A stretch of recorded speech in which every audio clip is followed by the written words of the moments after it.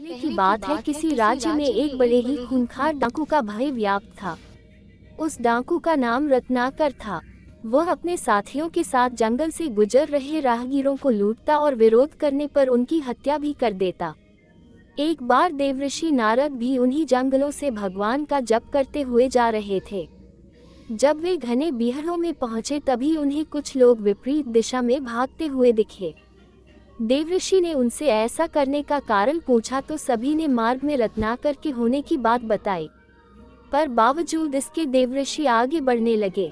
क्या आपको भय नहीं लगता? भाग रहे लोगों ने उन्हें ऐसा करते देख पूछा।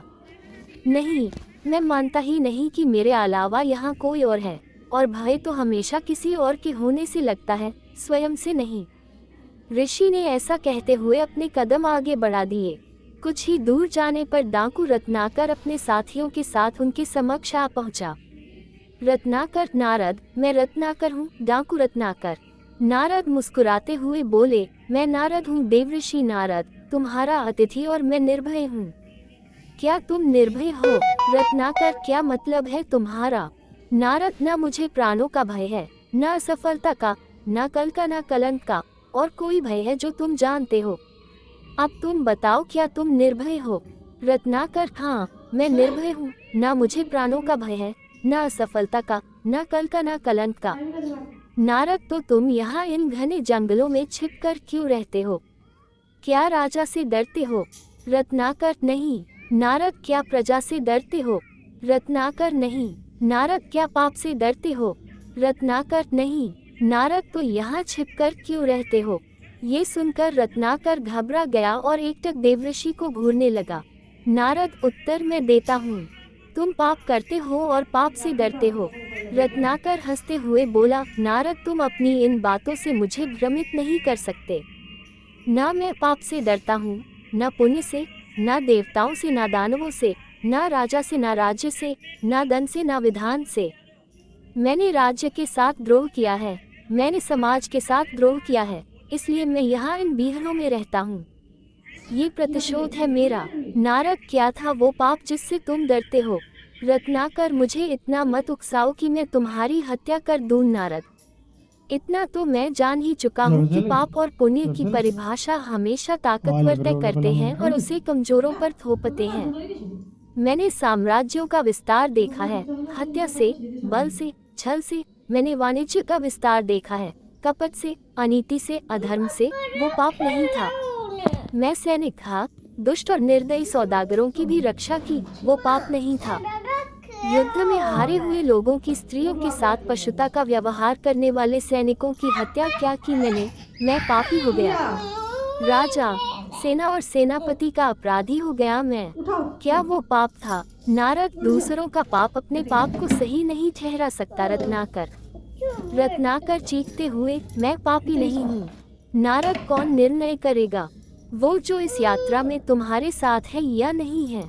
क्या तुम्हारी पत्नी, तुम्हारा पुत्र इस पाप में तुम्हारे साथ हैं? रत्नाकर, हाँ, वो क्यों साथ नहीं होंगे? मैं जो ये सब करता हूँ उनके सुख के लिए ही तो करता हूँ।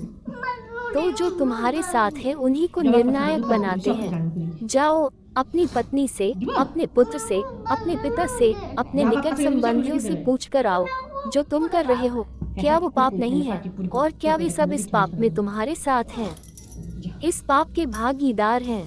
रत्नाकर, ठीक है, मैं अभी जाकर लौटता हूँ। और अपने साथियों को नारद को बांध कर रखने का निर्देश देकर रत्नाकर सीधा अपनी पत्नी के पास जाता है और उससे पूछता है, ये मैं जो कर रहा हूँ क्या वो पाप है?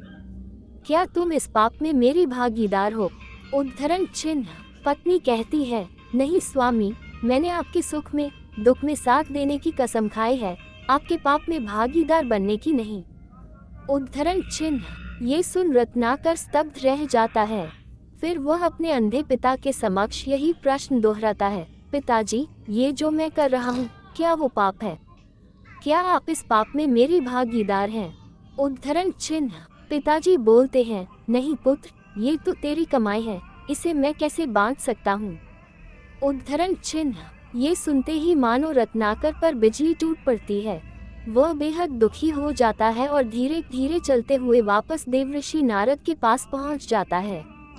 नारद, तुम्हारे साथी मुझे अकेला छोड़ जा चुके हैं। रत्नाकर देवऋषि के चरणों में गिरते हुए, क्षमा देवऋषि क्षमा, अब तो मैं अकेला ही हूँ। नारद, नहीं रत्नाकर, तुम ही अपने मित्र और तुम ही अपने शत्रु हो। तुम्हारे पुराने संसार की रचना भी तुम ही ने की थी, तुम्हारे नए संसार की रचना भी तुम ही करोगे।